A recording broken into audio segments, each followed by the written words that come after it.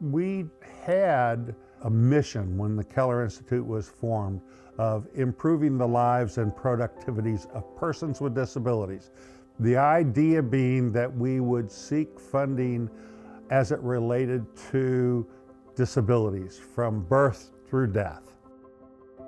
Today, as in the past, we focus on research, training and technical assistance, support for students, and leadership. In each of those areas, we have aims, which are for evidence-based practice, diversity, inclusion, and equity, and technical assistance and accessibility for all individuals with disabilities. Assistive technology was a particular interest of mine.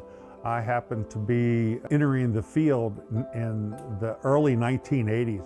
I got interested in computers, microcomputers, and my interests were, okay, so if computers help me as a professional so much, how can they help people with disabilities improve their lives?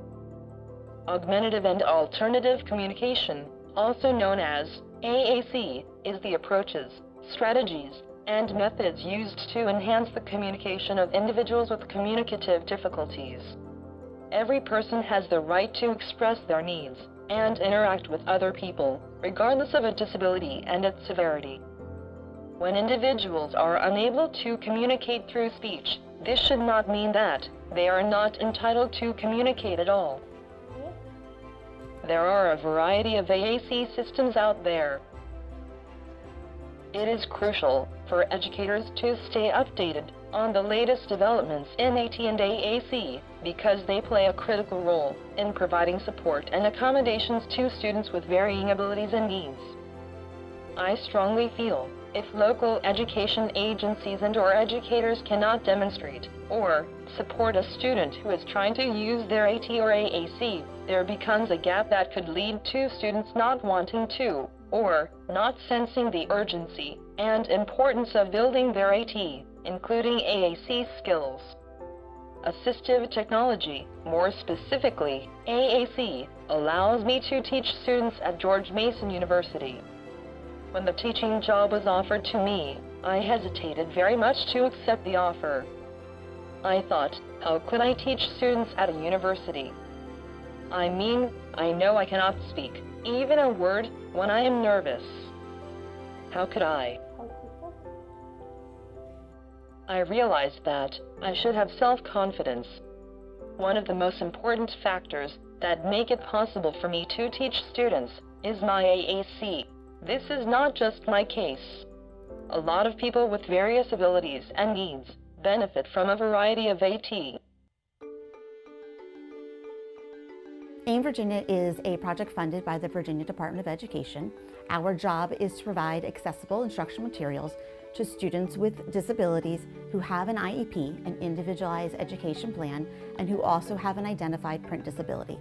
Accessible instructional materials means that it is reading material that's provided in alternate formats, such as Braille or electronic files, that students can access using their assistive technology if they have challenges accessing traditional text. Students have the right to have access to materials that they can physically manipulate, that they can physically read, that they can demonstrate that they know the material. What's important about accessible materials and the assistive technology that we can use with them is that it really breaks down barriers for students, that students who have difficulty with the mechanics of reading, so that may be decoding, that may be fluency, the combination of the accessible text and the AT tool eliminate that barrier for them so they can access the text as it is. It's a student's job to learn, like that's their job. It's our job as educators to help them, to give them the tools and the strategies that they need to be able to do their job, which is to learn.